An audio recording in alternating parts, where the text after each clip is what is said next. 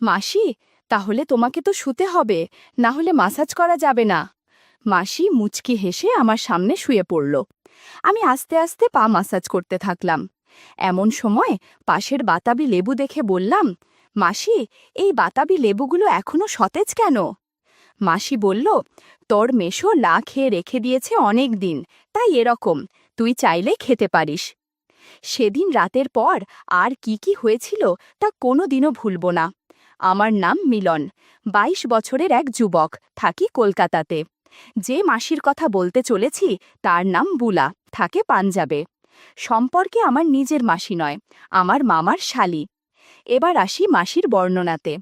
মাসির বয়স ৩৩ বছর, এক পুত্র সন্তানের মা। গায়ের রং বেশ ফর্সা, মাথায় হালকা কোকড়ানো চুল পিঠের মাঝ পর্যন্ত নেমে গেছে। মাসির কাছে একজোড়া বাতাবি লেবু আর একটা সুবিধাল তরমুজ আছে, যেগুলো খুব সতেজ আর যে কেউ খেতে চাইবে। মুখের অবয়ব খানিকটা বিদ্যা বালানের মতো। মেশো অর্থাৎ মাসির বরের হাই সুগার, তাই এখন বেশ দুর্বল। মাসিকে দেখলেই বোঝা যায় মনের মধ্যে অনেক কামলা আছে। মাসি দ্বিতীয় সন্তান নিতে চাইলেও মেশো তা আর দিতে পারছে না। সেবার আমি কলেজ থেকে গেছি পাঞ্জাবে ভ্রমণে। আমার মামি বলল, যাচ্ছিস যখন তখন একবার মাসির ওখান থেকে ঘুরেই আসিস, মাসি তো সারাদিন একলা থাকে, তুই গেলে ভালো লাগবে। এরপর আমি যথারীতি গেলাম পাঞ্জাব। কয়েকটা জায়গায় ভ্রমণ করে চলে গেলাম মাসির ওখানে। আগেই মামি বলে দিয়েছিল আমার যাওয়ার কথা। গিয়ে বেল বাজালাম। কিছুক্ষণ পর দেখি মাসি দরজা খুলল। মাসিকে দেখে তো আমি অবাক। মাসি একটা হাত কাটা কুর্তি আর লেগিংস পরে আছে। কুর্তি টাইট হওয়ার কারণে বেশ ভালোই দেখাচ্ছিল মাসিকে।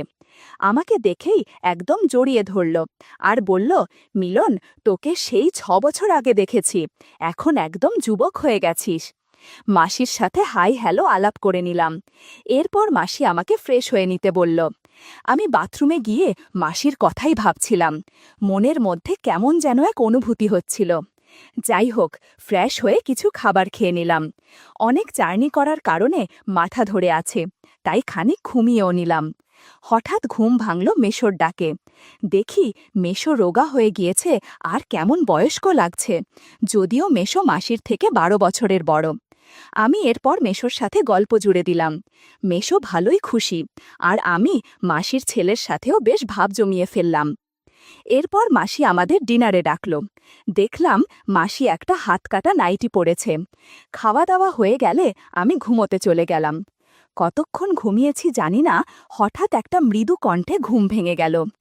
আমার রুমের পাশেই মাসি আর মেশোর রুম। মাসির ছেলে ঘুমায় ওই পাশের একটা রুমে। আমি ভালো করে শোনার জন্য আস্তে করে রুম থেকে বের হয়ে দরজায় কান পাতলাম। শুনলাম মাসি মেশোকে কথা শোনাচ্ছে। মাসি বলছে, বুড়ো লোক, কিছুই তো পারো না, কোনো কাজটা ঠিকমতো করতে পেরেছ? তোমার জন্য এখন আমি আর নিজের কোনো শখ ইচ্ছা পূরণ করতে পারি না। মেশো বলছে, বুলা, আমি তোমাকে বলেছি, তুমি যদি আবারও মা হতে চাও তাহলে IVF এর সাহায্যে নিতে পারো। তখন মাসি জোরে বলে উঠল, এত কিছু করার সময় নেই। তখন মেশো বলল, তুমি তাহলে তোমার পছন্দ মতো কারো বাচ্চা দত্তক নাও। মাসি বলল, আমি দত্তক নেব না, আমি চললাম এখন রান্নাঘরে, যদি বেগুন দিয়ে কিছু করতে পারি। এই শুনেই আমি আবার আমার জায়গায় এসে শুয়ে পড়লাম। পরের দিন সকালে উঠে মেশোকে দেখতে না পেয়ে আমি মাসিকে জিজ্ঞেস করলাম যে, মাসি, মেশো কোথায়? তখন মাসি বলল যে মেশো কলকাতা গেছে আর ফিরবে ৭ দিন পর। আমি এই শুনে বললাম যে আমি এলাম আর মেশো চলে গেল, ধুর, ভালো লাগে না। মাসি বেশ রেগে গিয়ে বলল যে, তুই আমার জন্যই তো এসেছিস, তোর মেশোর জন্য তো নয়। আমি বললাম, হ্যাঁ মনে কিন্তু। মাসি বলল, কোনো কিন্তু নয়, তোকে আমি ৭ দিন ভালোভাবে সময় দেব, তোর কোনো চিন্তা নেই।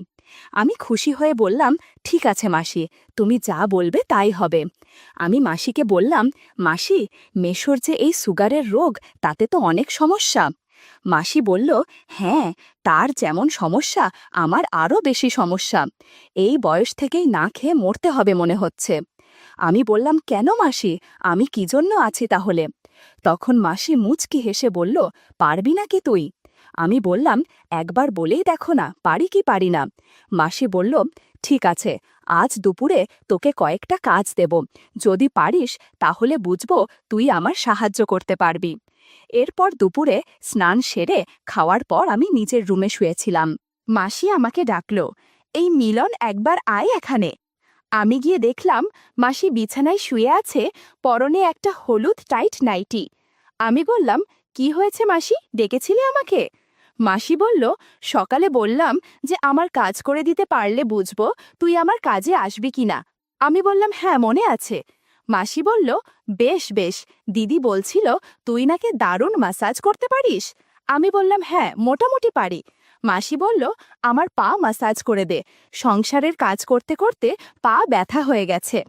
আমি আস্তে আস্তে পা ম্যাসাজ করতে থাকলাম। এমন সময় পাশের বাতাবি লেবু দেখে বললাম, মাসি, এই বাতাবি লেবুগুলো এখনো সতেজ কেন?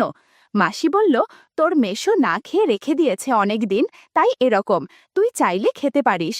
আমি একদিকে ম্যাসাজ করছিলাম আর অন্যদিকে বাতাবি লেবু খাচ্ছিলাম। দারুণ সুস্বাদু বাতাবি লেবু দুটো।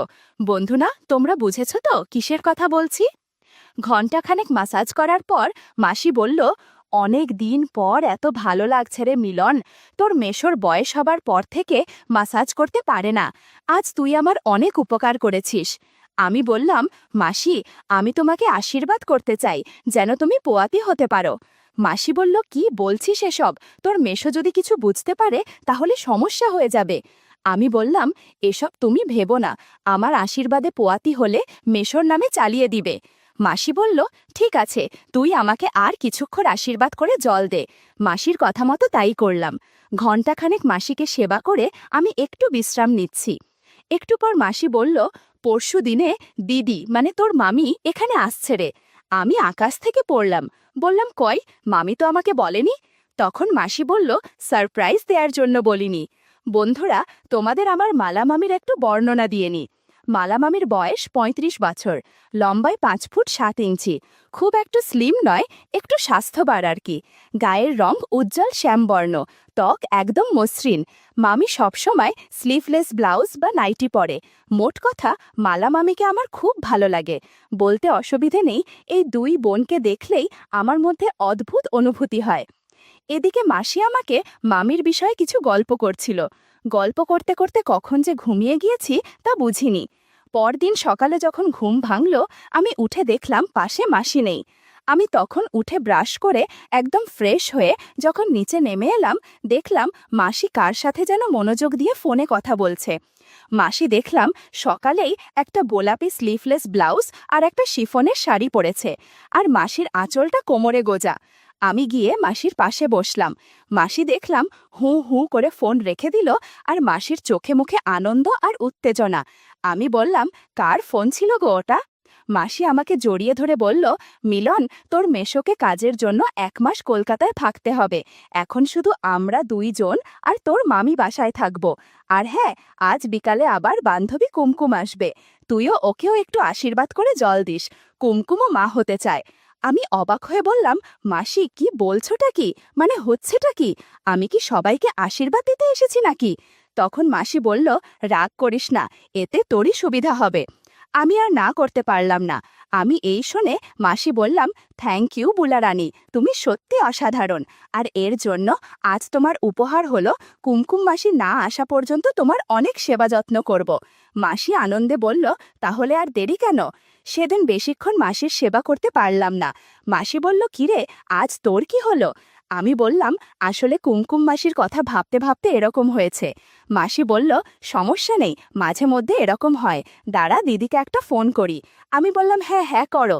তাদের ফোন আলাপ থেকে বুঝতে পারলাম মামি বেশি উত্তেজিত হয়ে আছে, কারণ মাসি একা একা আমার ভালোবাসা পাচ্ছে তাই। এদিকে মাসি মামির কথা শুনে হাসতে হাসতে পাগল হয়ে গেছে।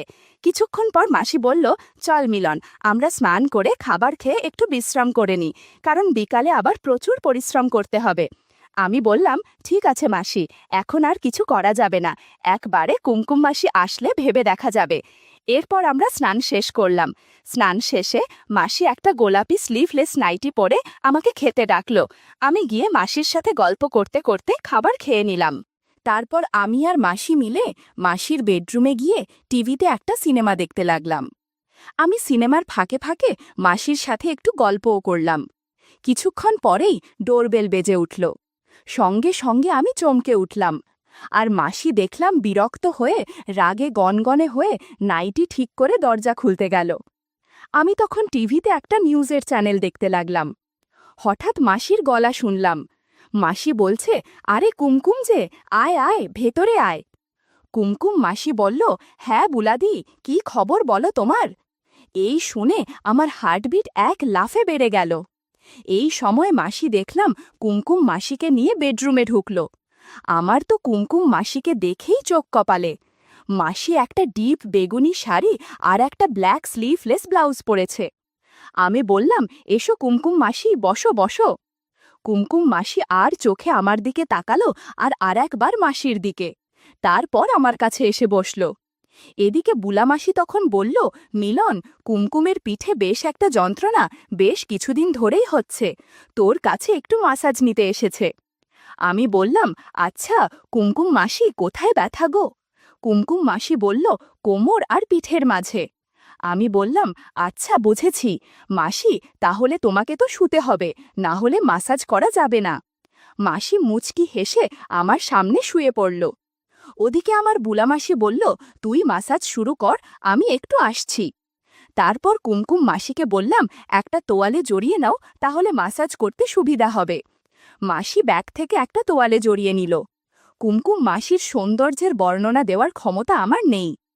যাই হোক, আমি হাতে অল্প অলিভ অয়েল নিয়ে মাসাজ করতে শুরু করলাম। কিছুক্ষণের মধ্যে বুলা মাসিও চলে আসলো। দেখলাম আজকে বুলা মাসিও একটা হালকা লাল রঙের গামছা জড়িয়ে এসেছে। বলল, তোর কুমকুম মাসির মাসাজ হলে আমাকেও একটু মাসাজ করে দিস। 40 মিনিট কুমকুম মাসিকে মাসাজ করার পর বুলা মাসি বলল, কুমকুমকে একটু আশীর্বাদের জল দে, যাতে মা হতে পারে। আমি শেষ সময়ে আশীর্বাদ করে কুমকুম মাসিকে জল দিলাম। এরপর বুলামাসি বলল, এখন আমাকে একটু মাসাজ করে দে, সংসারের কাজ করে অস্বস্তি লাগছে। বন্ধুরা, ইউটিউবের করা নিয়মের কারণে এসব ঘটনা সরাসরি বলা যাচ্ছে না। তোমরা কমেন্টে দেয়া লিঙ্ক থেকে আমার ওয়েবসাইট ভিজিট করো, সেখানে একদম মনের মতো গল্প দেয়া আছে, যেগুলো ইউটিউবে পাওয়া যায় না। ঘণ্টাখানেক বুমামাসিকে মাসাজ করে আমি বিশ্রাম নিলাম। এরপর যখন ঘুম ভাঙল, তখন ঘড়ির দিকে তাকিয়ে দেখলাম আমরা প্রায় 4 ঘন্টা ঘুমিয়েছি। তখনও বুলামাসি আর কুমকুম মাসি ঘুমোচ্ছে। আমি তাদের ডেকে উঠালাম, বললাম, তোমরা উঠে রেডি হয়ে নাও। বুলামাসিকে বললাম, মাসি জলদি করো, আর কিছুক্ষণ পরেই মালা মামির চলে আসবে। আমার বলতেই বুলামাসি জলদি উঠে সোজা বাথরুমে ঢুকে গেল। আর এদিকে আমি কুমকুম মাসিকে বললাম, কেমন লাগছে মাসি? কুমকুম মাসি বলল, অনেক দিন পর এত সতেজ লাগছে। আমি বললাম, কোনো চিন্তা নেই, মামি আসুক, তোমাদের 3 জনের সাথে অনেক গল্প করব। কুমকুম মাসি আমাকে বলল, না মিলন, আমি শুধু একা তোমার সাথে গল্প করতে চাই। আমি বললাম, কোনো সমস্যা নেই, তোমার বাড়ির ঠিকানা দিয়ে যাও, আমি সময় করে দিয়ে তোমার সাথে গল্প করে দিয়ে আসব। আমি যাব কাল না হলেও পরশু। তুমি শুধু লাল ব্লাউজ আর শাড়ি পরে থেকো প্লিজ, এই সাজে তোমাকে খুব আকর্ষণীয় মনে হয়। এরপর কুমকুম মাসি ফ্রেশ হয়ে জামাকাপড় পরে, বুলাদি এলাম গো। বুলা মাসিও বলল, হ্যাঁ আয় রে, আবার আসিস কিন্তু। কুমকুম বলল, কোনো চিন্তা নেই, আমি ঠিক আসব। কুমকুম মাসি চলে যাওয়ার মিনিট 10 পর বুলা মাসি ফ্রেশ হয়ে বেরোল। বুলামাসি একটা হালকা গোলাপি শাড়ি, নীল স্লিভলেস ব্লাউজ আর একটা পেটিকোট পরে আমায় বলল, চল মিলন, তোর দিদিকে নিয়ে আসি। আমি মাসির হাত ধরে হাঁটা দিলাম আর গিয়ে মাসির গাড়িতে উঠলাম। মাসি সোজা বিমানবন্দরের দিকে গাড়ি ছোটালো। আমরা 30 মিনিটের মধ্যেই পৌঁছে গেলাম। তারপর অপেক্ষা করতে লাগলাম মামির জন্য। ঘোষণা শুনলাম যে মামির প্লেন ল্যান্ড করেছে। মিনিট 10 পরে দেখলাম মামি হেঁটে আসছে। মামিকে দেখে অনেক আনন্দ হচ্ছিল, এই ভেবে যে আজ তার খবর আছে। মামি আমাদের দেখতে পেয়ে হাত তুলল। মাসিও ছুটে গেল মামির দিকে। মাসি মুচকি হেসে মাসিকে বলল যে, বুলা, মিলনকে ভালোই ট্রেনিং দিয়েছিস দেখছি। এরপর আমরা 3 জন গাড়িতে করে সোজা মাসির ফ্ল্যাটে চলে এলাম। মামি বলল, আমি একটু ফ্রেশ হয়ে চেঞ্জ করে আসছি। মাসি বলল, হ্যাঁ ঠিক আছে। মামি একদম ফ্রেশ হয়ে আমাদের কাছে এলো। মালা মামিকে দেখে আমার কি যে ভালো লাগছে তা বলে বোঝাতে পারবো না। মামি একটা হালকা হলুদ রঙের স্লিভলেস নাইটি পরেছে। আমি এই প্রথমবারের মতো মামিকে নাইটিতে দেখলাম। মামি বলল, কিরে মিলন, আগে আমাকে কখনো দেখিসনি নাকি? আমি বললাম, অনেক দিন পর দেখছি, তাই এমন হচ্ছে। মামি মুচকি হেসে বলল, তাই নাকি? তখন মাসি বলল, নে নে, অনেক হয়েছে, এবার ডিনার করবি চল।